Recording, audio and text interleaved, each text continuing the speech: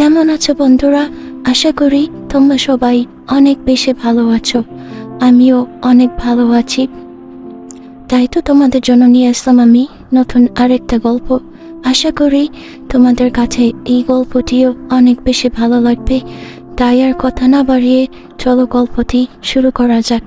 তবে বন্ধুরা, তোমরা শুধু আমার গল্প শুনেই যাও, কিন্তু আমার চ্যানেলটি সাবস্ক্রাইব করো না।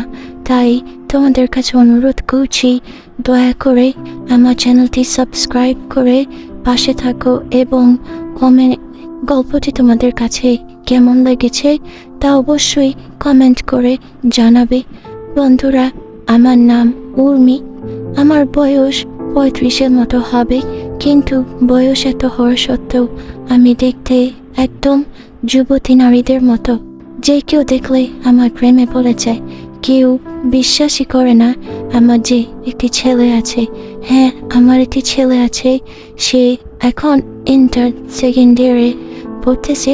আমার স্বামী দেশের বাইরে থাকে দেখে আমি এবং আমার ছেলে ঢাকা শহরে একটি স্বনামধন্য এলাকায় বাসা ভাড়া করে থাকি। আমার কোনো মেয়ে নেই, আমার একটি মাত্র ছেলে। তা আমার ছেলের নাম নীরব। ও এখন ইন্টার সেকেন্ড ইয়ারে পড়ে।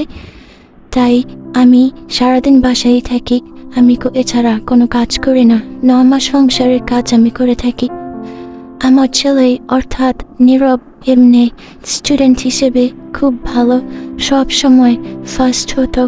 তো একবার সাময়িক পরীক্ষার আগ দিয়ে ও আমাকে বলতেছিল, সাময়িক পরীক্ষা বলতে ইন্টার পরীক্ষার আগ দিয়ে ও আমাকে বলতেছিল, আম্মু, যদি আমি ইন্টার পরীক্ষায় গোল্ডেন এ প্লাস পাই তাহলে তুমি আমাকে কি দিবে?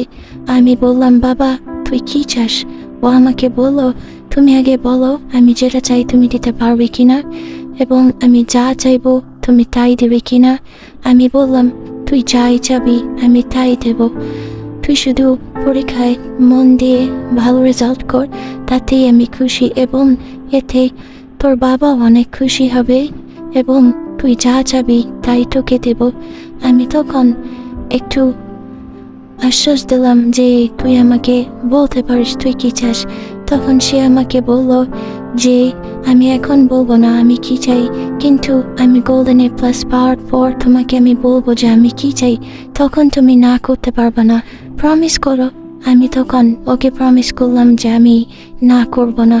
তুই আগে গোল্ডেন এ প্লাস পা, তারপর তুই আমার কাছে যেটা চাবি আমি তোকে সেটাই দেব। তো যাই হোক, ওই দিনের মতো কথা শেষ। এমনি আমি দেখতাম ও যেন কিভাবে আমার দিকে আর চোখে তাকিয়ে থাকে। আমার কাছে খুবই অদ্ভুত লাগতো। তারপর মধ্যরাতে ওর রুম থেকে কেমন যেন একটু শব্দ আসতো। আমি বুঝতাম এগুলো কিসের শব্দ, কিন্তু কিছু বলতাম না, কারণ ছেলে প্রাপ্তবয়স্ক, ছেলে বড় হয়েছে, কি আর করার। তবে আমি ওর সামনে অন্য ছাড়াই থাকতাম, কারণ আমার মাথায় এত কিছু থাকতো না যে ও আমার দিকেও শেষ পর্যন্ত এভাবে তাকাবে। বন্ধুরা, তোমাদের কাছে গল্পটি কেমন লাগতেছে অবশ্যই কমেন্ট করে জানাও। যাই হোক বন্ধুরা, তো এভাবেই চলে যায় অনেক দিন। আমি অনুভব করতাম ও আমার দিকে তাকিয়ে থাকে, আমার জামা কাপড়ে কি যেন ভরে থাকে। এভাবেই চলে যায় দিন। ও পরীক্ষা দিয়ে দেয় খুব ভালো মতো, রেজাল্টও বের হয়। দেখি ও গোল্ডেন এ প্লাস পেয়েছে। আমাদের তো খুশির কোনো সীমা নেই। ওর বাবাও যেমন খুশি, আমিও তেমন খুশি। তারপর একদিন রাতের বেলা ভাত খেতে বসলাম দুজনেই। ও আমাকে তখন বলতেছে, আম্মু, তোমার কি মনে আছে পরীক্ষার আগে তুমি আমাকে একটা ওয়াদা করেছিলে? আমি বললাম, কি ওয়াদা? তখন সে আমাকে বলতেছে যে আমি যদি গোল্ডেন এ প্লাস পাই তাহলে আমি তোমার কাছে যা চাইবো তুমি তাই আমাকে দেবে। আমি তখন বললাম, হ্যাঁ মনে আছে, তুই কি চাস বল, আমি তোর বাবাকে বলবো সেটাই তোকে নিয়ে দিতে। তখন সে আমাকে বলল, না, এটা বাবা দিতে পারবে না, এটা শুধু তুমি দিতে পারবা। আমি তখন একটু কৌতূহল হয়ে জিজ্ঞাসা করলাম, কি সেটা? তখন সে আমাকে বলতেছে, আম্মু, তুমি আগে ওয়াদা করো তুমি রাগ করবে না বা কাউকে সব কিছু বলবে না। আমি তখন একটু আন্দাজ করতে পারতেছিলাম যে ও কি চাচ্ছে। তারপরও আমি ওকে জি বললাম, আচ্ছা ঠিক আছে, আমি কাউকে কিছু বলবো না, তোকে ওয়াদা করতেছি, তুই আমাকে বল। তখন ও আমাকে বলতেছে, আম্মু, তোমার সাথে বাবা যা করে দেশে এসে আমিও তোমার সঙ্গে সেটাই করতে চাই।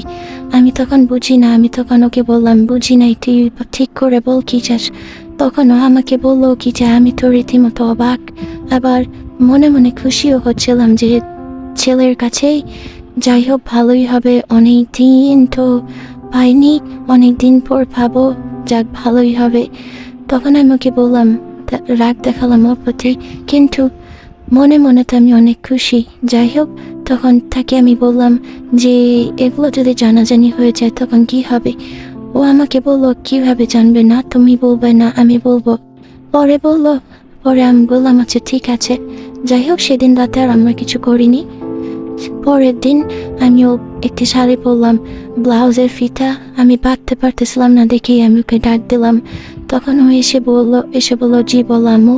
আমি বললাম ব্লাউজের ফিতাটা বেড়ে দে, এটা শুধু আমার একটা ফাঁদ ছিল। যাই হোক, ও বুঝতে পারে। তখন আমাদের মধ্যে অনেক সুন্দর রীতি সময় পার হয়ে যায়। এভাবেই চলতে থাকে আমাদের দিনগুলো। আমি আমার স্বামীর অভাব পূরণ করতে পারতেছি, তাই আমি অনেক খুশি ছিলাম এবং আমার ছেলেও অনেক খুশি। যাই হোক বন্ধুরা, আজকে গল্পটি তোমাদের কাছে কেমন লাগলো কমেন্ট করে জানাও এবং চ্যানেলটি সাবস্ক্রাইব করে রাখো যাতে এরকম নতুন নতুন গল্প তোমরা কেউ মিস না করো। ধন্যবাদ, দেখা হবে আগামী কোনো ভিডিওতে।